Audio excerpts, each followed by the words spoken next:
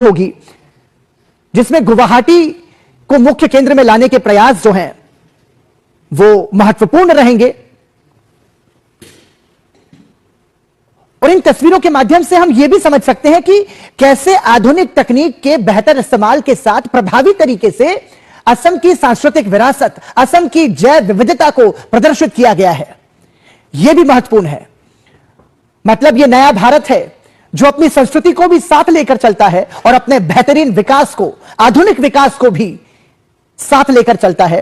और उसको जब सम्मिश्रण हम करते हैं तो यह सुंदर तस्वीर उभरती है सामने, जो कि जनसामान्य के जीवन को बेहतर बनाती है, सुलभ बनाती है। क्या कर रहे हो यार? प्रधानमंत्री नरेंद्र मोदी ने इस विमानतल का उद्घाटन किया। लोकप्रिय गोपीनाथ बारदोलोई इंटरनेशनल एयरपोर्ट, इसके नए टर्मिनल का उद्घाटन प्रधानमंत्री ने किया। इस मौके पर मुख्यमंत्री हिमंता बिस्वा शर्मा, केंद्रीय मंत्री के राम मोहन नायडू भी प्रधानमंत्री के साथ मौजूद रहे। लगभग 1.4 लाख वर्ग मीटर में यह पूरा एयरपोर्ट टर्मिनल फैला हुआ है, जिसमें करोड़ों की संख्या में यात्रियों को संभालने की क्षमता इस नए टर्मिनल में है। टर्मिनल के निर्माण में 140 मीट्रिक टन बांस का प्रभावी तरीके से उपयोग किया गया है। इसके माध्यम से असम की जैव विविधता की झलक आप देख पाएंगे। इसके माध्यम से असम की सांस्कृतिक विरासत की झलक आप देख पाएंगे। गुवाहाटी का लोकप्रिय गोपीनाथ बारदोलोई इंटरनेशनल एयरपोर्ट, जो कि भारत के अन्य राज्यों के साथ साथ गुवाहाटी को विश्व के साथ जोड़ रहा है।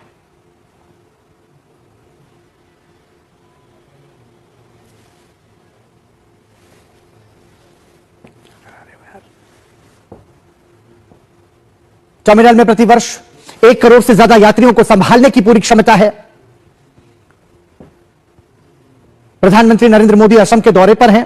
इस दौरान विभिन्न विकास परियोजनाओं की सौगात वो दे रहे हैं नागरिकों को। और इसी कड़ी में गुवाहाटी के लोकप्रिय गोपीनाथ बारदोलोई इंटरनेशनल एयरपोर्ट की तस्वीर हमारे सामने है।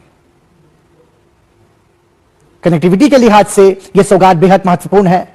असम की कनेक्टिविटी को व्यापक रूप से यह साकार करेगा गोपीनाथ बारदोलोई इंटरनेशनल एयरपोर्ट, जिसका उद्घाटन प्रधानमंत्री नरेंद्र मोदी ने किया। इसके नए टर्मिनल का उद्घाटन प्रधानमंत्री ने किया। लगभग 1.4 लाख वर्ग मीटर में यह पूरा टर्मिनल फैला हुआ है, जिसमें 1 करोड़ से ज्यादा यात्रियों को संभालने की पूरी क्षमता है।